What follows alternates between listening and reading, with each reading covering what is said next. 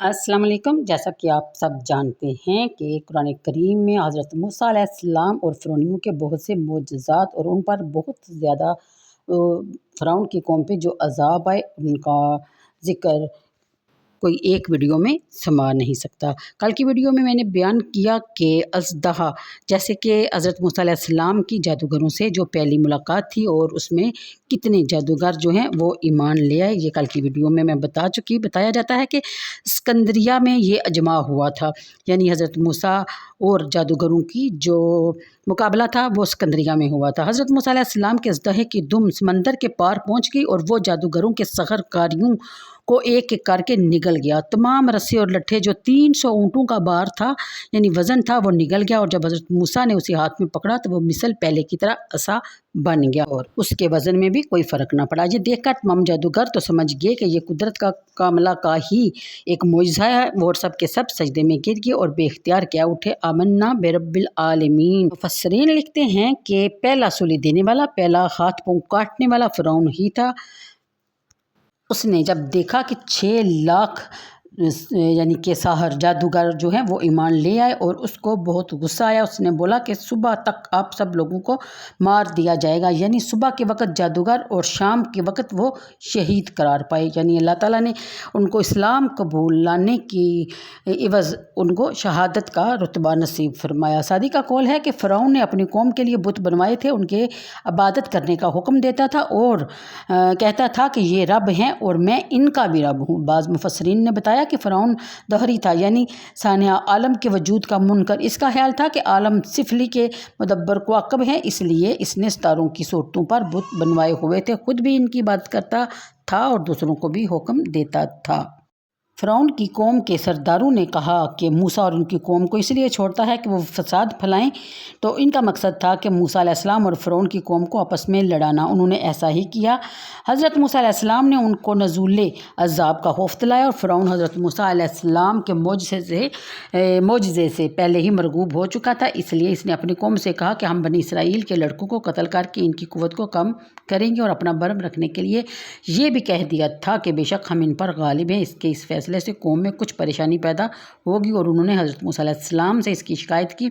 इसके जवाब में हज़रत मूसा अलैहिस्सलाम ने फरमाया कि अल्लाह काफ़ी है, इन मुसीबतों और परेशानियों से घबराओ नहीं। वो ज़मीन यानी कि ज़मीन मिस्र में हम दाखिल होंगे, यानी हज़रत मूसा अलैहिस्सलाम ने बनी इसराइल को ये उम्मीद दिलाई कि फ़िरौन और इसकी कौम हलाक होगी और बनी इसराइल इसी के ज़मीनों और शहरों का मालिक होगा। इसके बाद इनके लिए अल्लाह ताला की तरफ से अज़ाब होना शुरू हो गया। पे दर पे इन पे बहुत सी मुसीबतें आई। हर बार वो अहद करते, हज़रत मूसा अलैहिस्सलाम से दुआ कराते, लेकिन जैसे ही वो मुसीबत टलती और वो फिर अपने वादे से मुकर जाते। जैसा कि जब फ़िरौन ने बहुत से इसराइलियों के बेटों को कत्ल कर दिया तो अब वो फिर दोबारा उनकी औलाद को कत्ल करने का इरादा रखता था। उन्होंने हज़रत मूसा अलैहिस्सलाम से दुआ की। फ़िरौन ने कोई 400 साल ज़िंदगी में 300 साल तो ऐसे गुज़रे कि इससे को बुखार तक ना हुआ, सर में दर्द तक ना हुई। अब वो भूख में मुब्तला हुआ। अब कहत साली की सख्ती इन पर डाली गई। वो ऐसी सख्ती ही से अल्लाह को याद करे और अल्लाह की तरफ मुतवज्जो हों, लेकिन वो कुफर में इस कदर रासख हो चुके थे कि इन तकलीफ़ों से इनकी सरकशी बढ़ती ही चली गई। उनका कहना यह था कि हज़रत मूसा अगर ना होते तो हम पे ये मुसीबतें ना आती। जब इनकी सरकशी यहाँ तक पहुँच गई तो फिर हज़रत मूसा अलैहिस्सलाम ने बद्दुआ की। आप मुस्तजाब दवा थे, आपकी दवा कबूल हुई और जब जादूगरों के ईमान लाने के बाद भी वो अपने कुफर और सरकशी पर अड़े रहे तो इन पर आयते अलहिया पेवार होने लगी, यानी मुसीबतें का नज़ूल उनके ऊपर शुरू हो गया, क्योंकि हज़रत मूसा अलैहिस्सलाम ने दुआ की थी। इबरत के लिए अल्लाह ने ऐसा तूफ़ान भेजा और बारिश इतनी आई कि जो लोग खड़े थे वो खड़े ही रह गए और पानी उनकी गर्दनों तक पहुंच गया और जो बैठा था वो वही गर्क हो गया। पूरे 7 दिन यानी एक हफ्ते को तूफ़ान अबर शुरू हुआ और दूसरे हफ्ते तक जारी रहा। कब्तियों के घरों में तो पानी भर गया और बनी इसराइल के घर इनके घरों से जुड़े होने के बावजूद इनके घरों में पानी तक ना आया। जब ये लोग आजिज़ हुए तो हज़रत मूसा अलैहिस्सलाम से कहा कि हमारे लिए दुआ करें, अब ये मुसीबत टल गई तो हम आप पर ईमान ले आएंगे, बनी इसराइल को आपके साथ भेज देंगे। हज़रत मूसा अलैहिस्सलाम ने दुआ फरमाई, तूफ़ान की मुसीबत रफ़ा हुई और ज़मीन में वो सरसब्ज़ी और शादाबी आई जो पहले कभी देखी न थी। खेतियाँ खूब हरी भरी होगी, दरख्त खूब پھلے پھولے اور فرعونی کہنے لگے یہ پانی تو ہمارے لیے نعمت تھا، ہم کیوں ایمان لائیں؟ 1 مہینہ عافیت سے گزرا، پھر اللہ نے ٹڈی بھیجی جو درخت کھیتیاں حتیٰ کہ ان کے مکانوں کے دروازے اور مکان کی چھتیں اور حتیٰ کہ لوہے کی کیلیں تک کھا گئی اور قبطیوں کے گھروں میں بھر گئی اور بنی اسرائیل کے گھروں میں ان کا نام و نشان بھی نہ تھا۔ اب قبطیوں نے پھر پریشان ہو کر پھر حضرت موسیٰ علیہ السلام سے دعا کی درخواست کی اور یہ وعدہ بھی کیا کہ اب ہم ضرور ایمان لائیں گے۔ پھر حضرت موسیٰ علیہ السلام نے دعا کی، جب 7 روز کے بعد دعا قبول ہوئی، یعنی کہ وہ ٹڈی دل جو تھی وہ ختم ہوگی، جو کھیت بچے ہوئے تھے وہ پھر سے ہرے بھرے ہونے شروع ہو گئے۔ ان کو دیکھ کر وہ پھر کہنے لگے کہ یہ ہمارے لیے کافی ہیں، ہم اپنا دین کیوں چھوڑیں؟ چنانچہ وہ ایمان نہ لائے، پھر اپنے اعمال خبیثہ میں مبتلا ہو گئے۔ 1 مہینہ عافیت سے گزرا، پھر اللہ تعالیٰ نے کمل بھیجے۔ اس میں مفسرین کا اختلاف ہے کہ بعض کہتے ہیں یہ کمل ایک قسم کی گھن ہے اور بعض کہتے ہیں کہ جوئیں ہیں، بعض کہتے ہیں کہ ایک چھوٹا سا کیڑا ہے۔ اس کیڑے نے جو کھیتیاں اور پھلدار درخت بچ گئے تھے وہ بھی کھا ڈالے اور وہ ان کے کپڑوں میں گھس جاتا اور جلد کو کاٹ کھاتا، یعنی کانوں میں گھس جاتا یا کھانے میں گھس جاتے۔ اگر 20 بوری بھی دانے چکی پر لے جاتے تو 3 کلو ہی واپس آتے، کیونکہ یہ کیڑا اتنی تیزی سے کھاتا تھا کہ راستے میں جاتے آتے ہی سب کھا جاتا۔ کیڑے فرعونیوں کے بال، بھویں اور پلکیں تک کھا گئے، جسم پر چیچک کے طرح وہ چمٹ جاتے اور ان کا سونا بھی دشوار کر دے۔ اس مصیبت سے فرعونی چیخ پڑے اور حضرت موسیٰ علیہ السلام کے پاس پھر گئے اور عرض کی کہ اب کی بار ہم توبہ کرتے ہیں، آپ اس بلا کو دفع کرنے کے لیے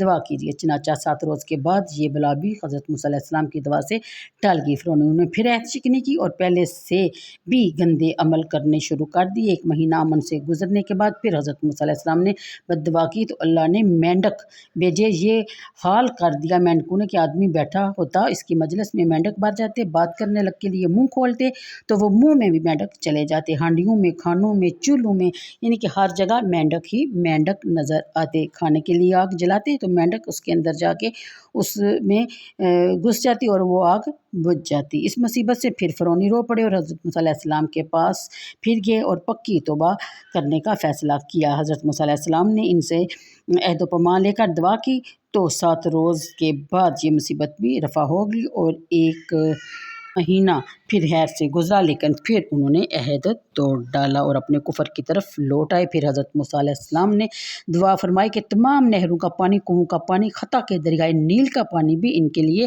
تازہ خون بن گیا۔ انہوں نے فرعونیوں سے شکایت کی، یعنی فرعون سے شکایت کی تو اس نے کہا کہ یہ کسی نظر بندی کا اثر ہے، ہمارے برتنوں میں خون کے سوا کچھ نہیں۔ حضرت موسیٰ علیہ السلام نے جادو کیا ہے۔ فرعون نے حکم دیا کہ قبطی بنی اسرائیل کے برتن سے پانی لیں، جب بنی اسرائیل پانی لیتے تو وہ پانی ہوتا اور جب قبطی پانی لیتے تو وہ خون بن جاتا، یہاں تک کہ فرعونی عورتیں اور بچے پیاس سے نڈال ہو گئے اور بنی اسرائیل کی عورتیں ان کے پاس آتی اور کہتی کہ اپنے منہ میں پانی بھر کر ہمارے منہ میں کلی ہی کر دو۔ جب وہ ایسا کرتی تو جب تک وہ بنی اسرائیل کی عورتوں کے منہ میں رہتا تو وہ پانی ہوتا، جب فرعونی عورتوں کے منہ میں جاتا تو وہ خون بن جاتا۔ فرعون نے جب خود پیاس سے نڈال ہوا تو وہ درختوں کے پتے چوسے اور وہ بھی منہ میں جا کر خون بن گئے۔ 7 روز تک خون کے سوا کوئی چیز پینے کو میسر نہ آئی۔